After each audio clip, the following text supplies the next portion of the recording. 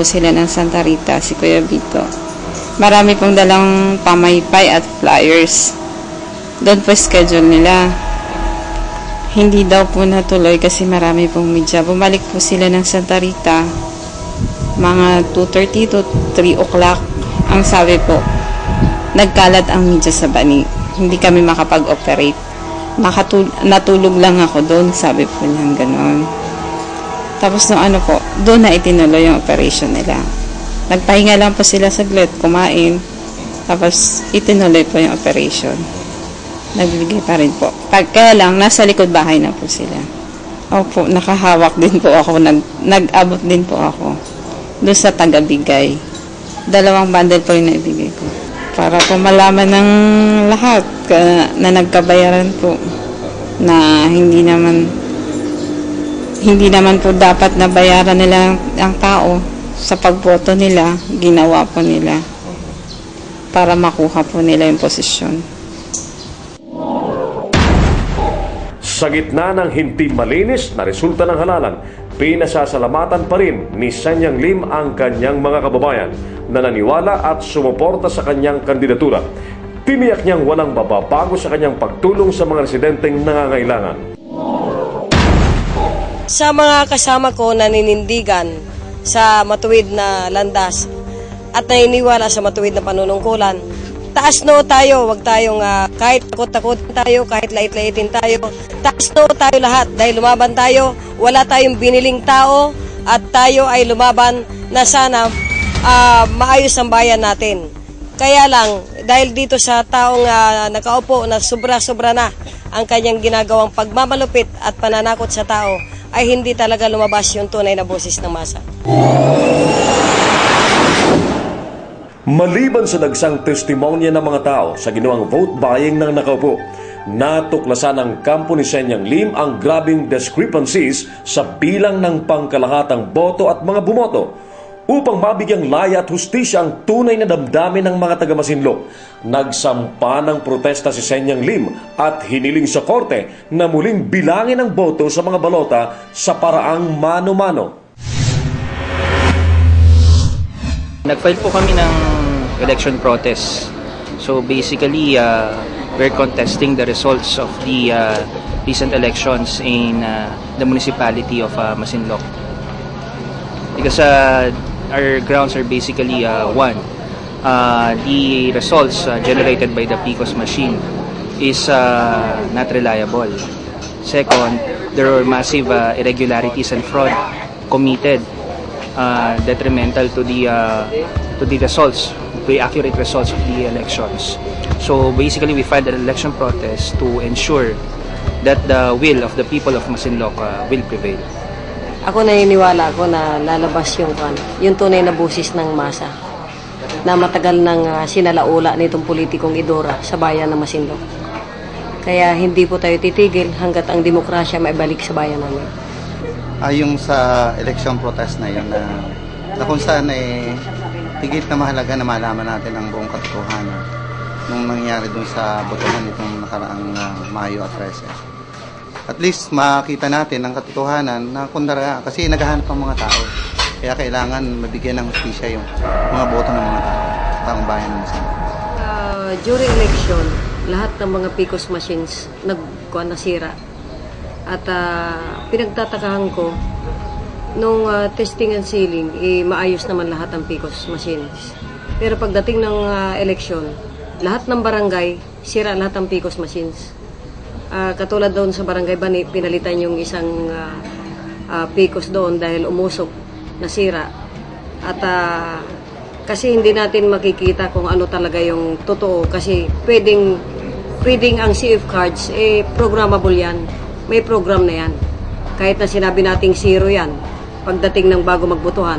Pero kung ang nakaprogram doon sa CF cards ay yung boto ni Lim lagi nababawasan, pupunta roon sa kalaban niya. Wala po tayong magagawa. Kaya gusto ko pong mabuksan yung balota para makita yung aktual na boto ng tao kung saan napunta. Dahil hanggang ngayon ang mga tao sa bayan namin hindi makapaniwala sa resulta ng eleksyon. Senyang kami! Senyang kami! Senyang kami! Senyang kami! Maliban sa election protest, inihahanda na rin ng kampo ni Shenyang Lim ang iba pang mga kasong kriminal na isasampa sa kanyang nakatungkol dahil sa grabing pamimili ng boto at pananakot sa tao. Abangan!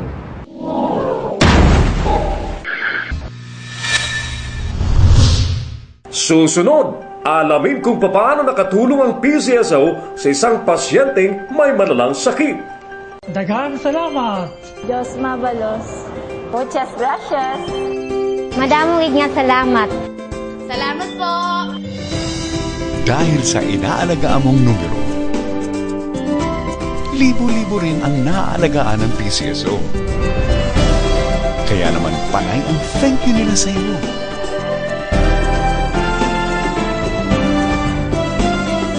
PCSO, pusong Pilipino, pusong panalo.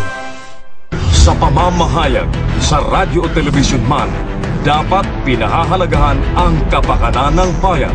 Ako po si Errol Dacame. Abangan ang aking mga ulat sa Special Report.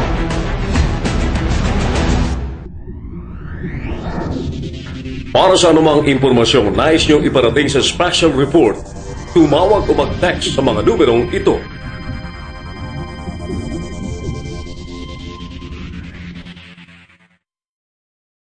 Ang bahaging ito ay hatid sa inyo ng PCSO at ng PhilHealth.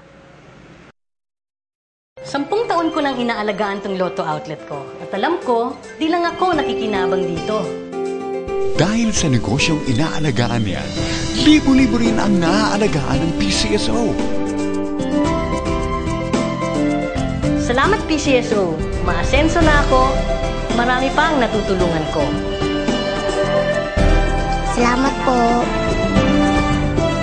PCSO, pusong Pilipino, pusong panalo.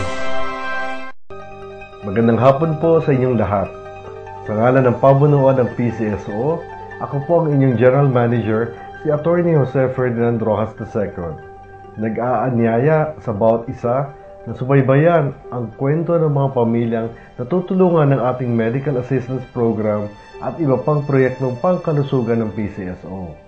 Kita-kita tayo tuwing Sabado, alas 4:30 ng hapon dito po sa PTV4. Maraming salamat po. Walang pinipili ang serbisyo publiko ng PCSO. Ngayong Sabado sa Salamat PCSO segment, sabay-sabay nating panoorin ang malungkot na kwento ni Reggie Hanani na dinapuan ng malalang sakit pero tuloy-tuloy na tinutulungan ng Philippine Charity Sweepstakes Office. Narito ang aking report.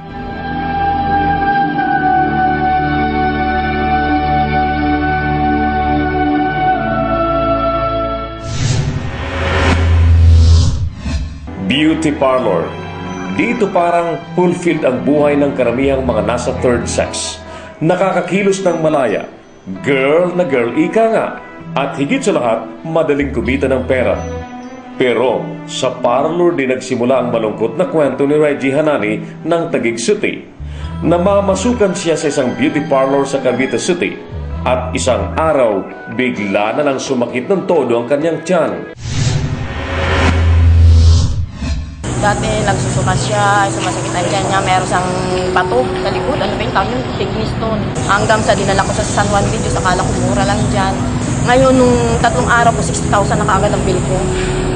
Kaya inano ko yung bahay ko. Inano ko para mag-pandown lang ako kasi hindi nila agagamutin. Inano ko muna, sangla ko muna. Natuklasan sa San Juan Videos Hospital na sari-sari na pala ang sakit na tumama kay Reggie. Dahil sa kanyang mga karamdaman, mahigit 1 buwan na siyang nakakonfine sa pagamutan. Habang problema ang pambayad sa ospital, naipagtapat sa special report ni Aling Nilda ng kanyang anak ay dinapuan na ng sakit na wala pang gamot ngayon. Nakakaya mo sa yung halo-halo naman. Meron siya yung sa... Nahawa siya doon sa ano. Kaya, hindi ko maintindihan. Kaya abot ko ako. Hindi ko alam. Sadyang mahirap ang sitwasyon nilang mag-ina. Si Aling Nilda, pangangalakal lang sa loob ng Camp Bagong Diwa ang ikinabubuhay. Kaya naman, malaking suliranin niya ang lumobo ng bill sa ospital. Habang nakakonfine si Reggie, inaalala niya na lalong lumalaki ang kanilang bayarin. Wala na siyang ibang matatakbuhan kundi ang Philippine Charity Sweepstakes Office. Tulad ng walang pinipiling pagtulong ng PCSO, si Reggie ay nakinabang sa Individual Medical Assistance Program or IMAP ng Ayansia. Kaya naman, todo pasasalamat ang mag-ina sa ayuda.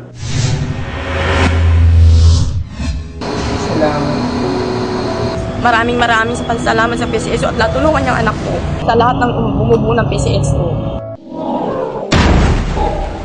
Sa bawat isyong aking iniulat, mahalaga ang kapakanan ng bayan at ang makapagbigay ng tamang kaalaman. Ako po si Errol Nakami at yan ang aking special report.